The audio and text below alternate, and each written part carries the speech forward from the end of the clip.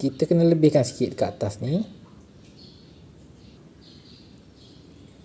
Dan kita kena potong warna putih ni atas daripada warna hitam ni. Macam gini lah. Saya agak-agak dekat sini. Yang sini pakai cutter dan kita tekan sikit macam ni. Benda ni main-main. Yang ni sambil layan je.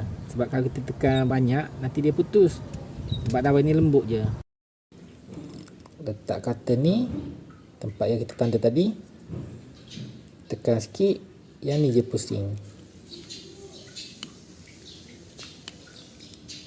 Dan tarik. Macam tu. Di soket ni jangan buat gini lah. Dawai kena gulung dulu. Kalau tak gulung dia jadi gini lah, tak cantik. Jadi cara untuk pasangnya, yang ni kita kena pusing lah. Dawai ni ikut jam. Jangan gulung lawan jam.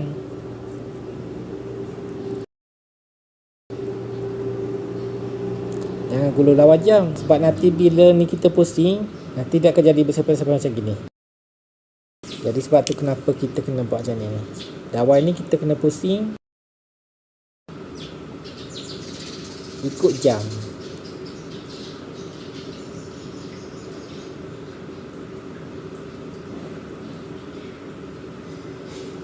Okey, pusing gini. Pusing, kita simpan dekat atas dia. Buat macam ni. Baru nampak macam cantik lah.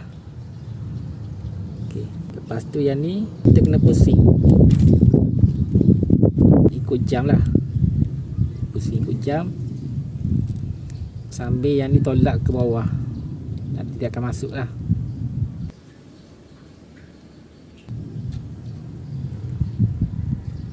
Kenapa tak? Tempat yang kita dah tanda tadi, dia lebih sikit daripada hitam ni.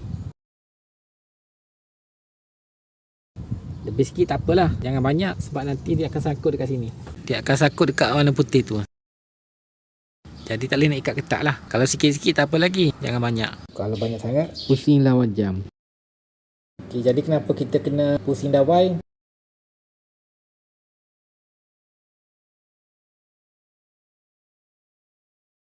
Kita nak jadi macam ni lah. Dia cantik. Dia kemas. Tak nampak pun dawai dekat belakang ni.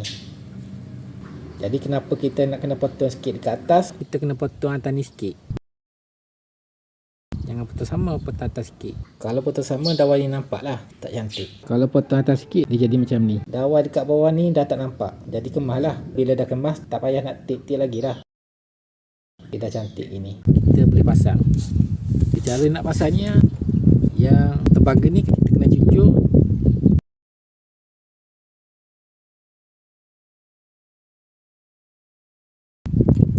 Dan tolak kuat sikit. Lepas tu yang ni kena ikat lah.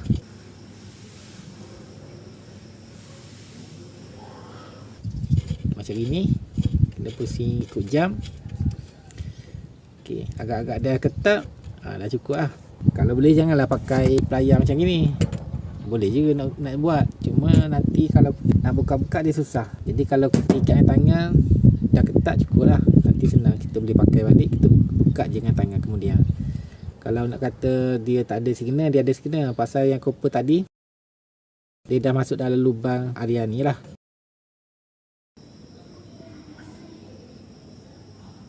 Jadi dah gini dah siap lah. Ada setengah dia tape, orang tape kat bawah ni. Pasal apa dia tape? Pasal dia tak nak bagi dawai ni nampak. Itu je lah tujuan dia. Tak payah tape tak apa. Jadi gini dah siap lah. Jadi kita boleh setting lah. Jadi untuk setting di TV ni, saya buat dalam video tajuk lain lah.